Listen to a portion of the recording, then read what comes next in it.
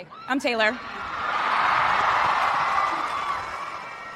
Last time I was in a stadium this size, I was dancing in heels and wearing a glittery leotard. This outfit is much more comfortable. I would like to say a huge thank you to NYU's Chairman of the Board of Trustees, Bill Berkeley, and all the trustees and members of the board, NYU's President Andrew Hamilton, Provost Catherine Fleming, and the faculty and alumni here today who have made this day possible. I feel so proud to share this day with my fellow honorees, Susan Hockfield and Felix Matos Rodriguez, who humble me with the ways they improve our world with their work.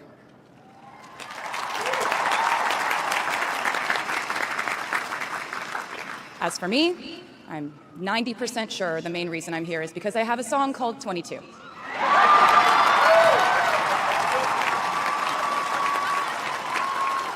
And let me just say, I am elated to be here with you today as we celebrate and graduate New York University's class of 2022.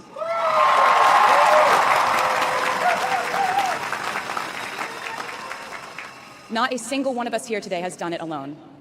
We are each a patchwork quilt of those who have loved us, those who have believed in our futures, those who showed us empathy and kindness, or told us the truth even when it wasn't easy to hear.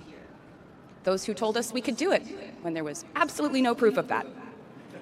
Someone read stories to you and taught you to dream and offered up some moral code of right and wrong for you to try and live by. Someone tried their best to explain every concept in this insanely complex world to the child that was you as you asked a bazillion questions, like, how does the moon work? And why can we eat salad but not grass? And maybe they didn't do it perfectly. No one ever can. Maybe they aren't with us anymore. In that case, I hope you'll remember them today. If they are in this stadium, I hope you'll find your own way to express your gratitude for all the steps and missteps that have led us to this common destination.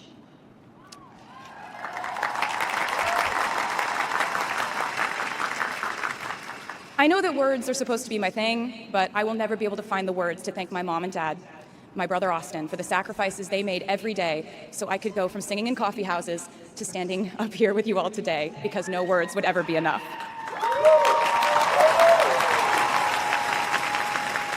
To all the incredible parents, family members, mentors, teachers, allies, friends, and loved ones here today who have supported these students in their pursuit of educational enrichment, let me say to you now, welcome to New York.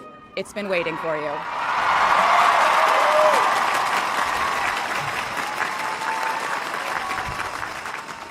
I'd like to thank NYU for making me, technically, on paper at least, a doctor. Not the type of doctor you would want around in case of an emergency. Unless your specific emergency was that you desperately needed to hear a song with a catchy hook and an intensely cathartic bridge section. Or if your emergency was that you needed a person who can name over 50 breeds of cats in 1 minute. I never got to have a normal college experience, per se. I went to public high school until 10th grade, and then finished my education doing homeschool work on the floors of airport terminals. Then I went out on the road for radio tour, which sounds incredibly glamorous, but in reality, it consisted of a rental car, motels, and my mom and I pretending to have loud mother-daughter fights with each other during boarding so no one would want the empty seat between us on Southwest. As a kid, I always thought I would go away to college, imagining the posters I would hang on the wall of my freshman dorm. I even set the ending of my music video for my song Love Story at my fantasy imaginary college, where I meet a male model reading a book on the grass, and with one single glance, we realized we had been in love in our past lives. Which is exactly what you guys all experienced at some point in the last 4 years, right? But I really can't complain about not having a normal college experience to you, because you went to NYU during a global pandemic, being essentially locked into your dorms and having to do classes over Zoom. Everyone in college during normal times stresses about test scores, but on top of that, you also had to pass like 1,000 COVID tests. I imagine the idea of a normal college experience was all you wanted too. But in this case, you and I both learned that you don't always get all the things in the bag that you selected from the menu in the delivery service that is life. You get what you get. And as I would like to say to you wholeheartedly, you should be very proud of what you've done with it. Today, you leave New York University and then go out into the world searching what's next. And so will I.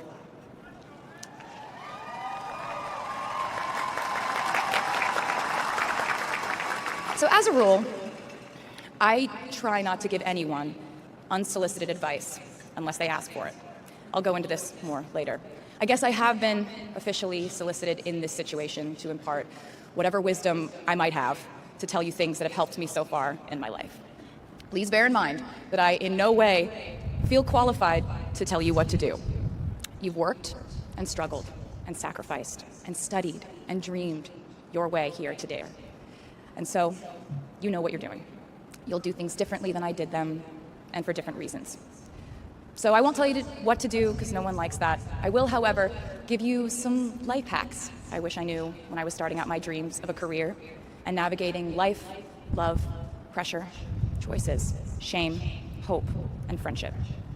The first of which is, life can be heavy, especially if you try to carry it all at once. Part of growing up and moving into new chapters of your life is about catch and release.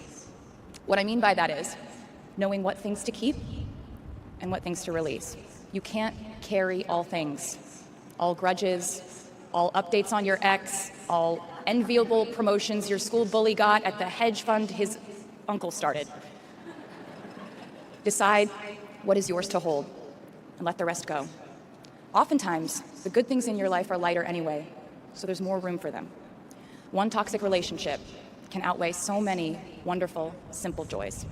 You get to pick what your life has time and room for. Be discerning. Secondly, learn to live alongside cringe. No matter how hard you try to avoid being cringe, you will look back on your life and cringe retrospectively.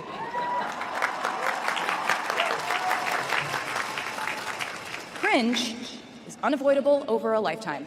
Even the term cringe might someday be deemed cringe. I promise you, you're probably doing or wearing something right now that you will look back on later and find revolting and hilarious. You can't avoid it, so don't try to. For example, I had a phase where, for the entirety of 2012, I dressed like a 1950s housewife. But you know what? I was having fun. Trends and phases are fun. Looking back and laughing is fun.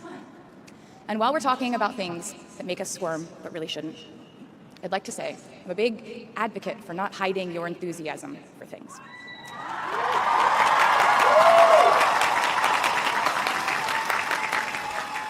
It seems to me that there is a false stigma around eagerness in our culture of unbothered ambivalence. This outlook perpetuates the idea that it's not cool to want it, that people who don't try are fundamentally more chic than people who do.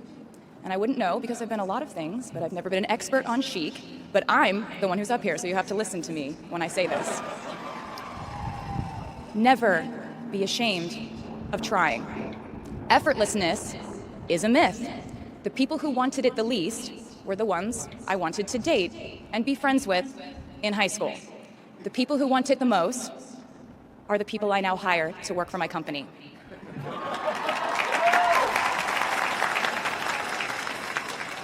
I started writing songs when I was 12, and since then, it's been the compass guiding my life, and in turn, my life guided my writing. Everything I do is just an extension of my writing, whether it's directing videos or a short film, creating the visuals for a tour, or standing on a stage performing. Everything is connected by my love of the craft, the thrill of working through ideas and narrowing them down and polishing it all up in the end, editing, waking up in the middle of the night, throwing out the old idea because you just thought of a newer, better one, or a plot device that ties the whole thing together. There's a reason they call it a hook. Sometimes a string of words just ensnares me, and I can't focus on anything until it's been recorded or written down. As a songwriter, I've never been able to sit still or stay in one creative place for too long. I've made and released 11 albums, and in the process, I've switched genre from country to pop to alternative to folk. And this might sound like a very songwriter-centric line of discussion, but in a way, I really do think we are all writers. And most of us write in a different voice for different situations. You write differently in your Instagram stories than you do your senior thesis. You send a different type of email to your boss than you do your best friend from home. We are all literary chameleons, and I think it's fascinating. It's just a continuation of the idea that we are so many things all the time. And I know it can be really overwhelming figuring out who to be and when, who you are now, and how to act in order to get where you want to go. I have some good news. It's totally up to you. I have some terrifying news. It's totally up to you. I said to you earlier that I don't ever offer advice unless someone asks me for it, and now I'll tell you why. As a person who started my very public career at the age of 15, it came with a price. And that price was years of unsolicited advice. Being the youngest person in every room for over a decade meant that I was constantly being issued warnings from older members of the music industry, media, interviewers, executives, and this advice often presented itself as thinly veiled warnings. See, I was a teenager at a time when our society was absolutely obsessed with the idea of having perfect young female role models. It felt like every interview I did included slight barbs by the interviewer about me one day running off the rails. And that meant a different thing to every person who said it to me. So I became a young adult while being fed the message that if I didn't make any mistakes, all the children of America would grow up to be perfect angels. However, if I did slip up, the entire earth would fall off its axis, and it would be entirely my fault, and I would go to pop star jail forever and ever. It was all centered around the idea that mistakes equal failure, and ultimately, the loss of any chance at a happy or rewarding life. This has not been my experience. My experience has been that my mistakes led to the best things in my life. And being embarrassed when you mess up, it's part of the human experience. Getting back up, dusting yourself off, and seeing who still wants to hang out with you afterward and laugh about it, that's a gift. The times I was told no, or wasn't included, wasn't chosen, didn't win, didn't make the cut, looking back, it really feels like those moments were as important, if not more crucial, than the moments I was told yes. Not being invited to the parties and sleepovers in my hometown made me feel hopelessly lonely. But because I felt alone, I would sit in my room and write the songs that would get me a ticket somewhere else. Having label executives in Nashville tell me that only 35-year-old housewives listen to country music, and there was no place for a 13-year-old on their roster, made me cry in the car on the way home. But then I'd post my songs on my MySpace, and yes, MySpace. And I would message with other teenagers like me who loved country music, but just didn't have anyone singing from their perspective. Having journalists write in-depth, oftentimes critical pieces about who they perceived me to be made me feel like I was living in some weird simulation. But it also made me look inward to learn about who I actually am. Having the world treat my love life like a spectator sport in which I lose every single game was not a great way to date in my teens and 20s. But it taught me to protect my private life fiercely. Being publicly humiliated over and over again at a young age was excruciatingly painful, but it forced me to devalue the ridiculous notion of minute-by-minute, ever-fluctuating social relevance and likability.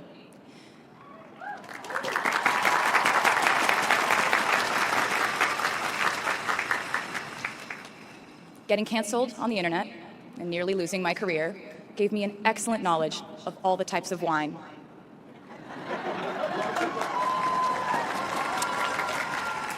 I know I sound like a consummate optimist, but I'm really not. I lose perspective all the time. Sometimes everything just feels completely pointless.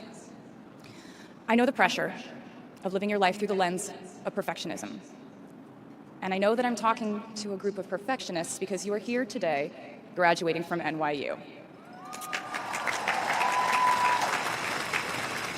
So this might be hard for you to hear.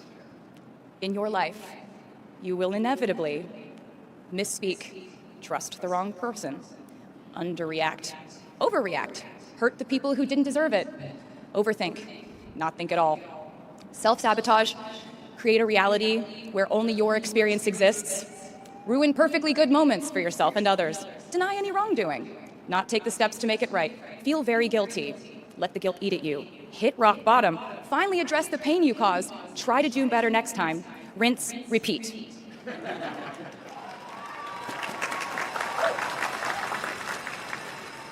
And I'm not going to lie. These mistakes will cause you to lose things. I'm trying to tell you that losing things doesn't just mean losing. A lot of the time, when we lose things, we gain things too. Now you leave the structure and framework of school and chart your own path. Every choice you make leads to the next choice, which leads to the next, and I know it's hard to know which path to take.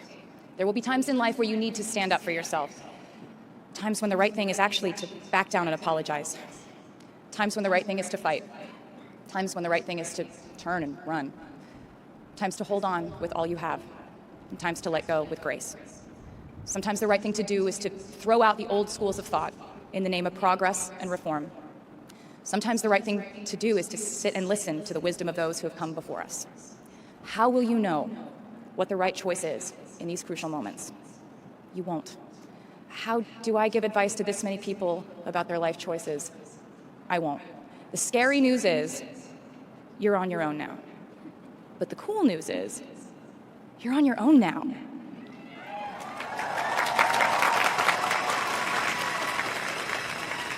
I leave you with this. We are led by our gut instincts, our intuition, our desires and fears, our scars and our dreams. And you will screw it up sometimes. So will I. And when I do, you will most likely read about it on the internet. Anyway, hard things will happen to us. We will recover.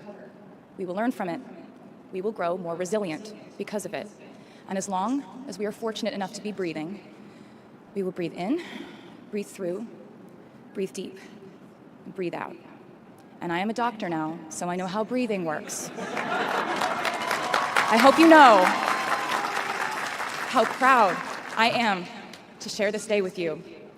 We're doing this together, so let's just keep dancing like we're the class of 22.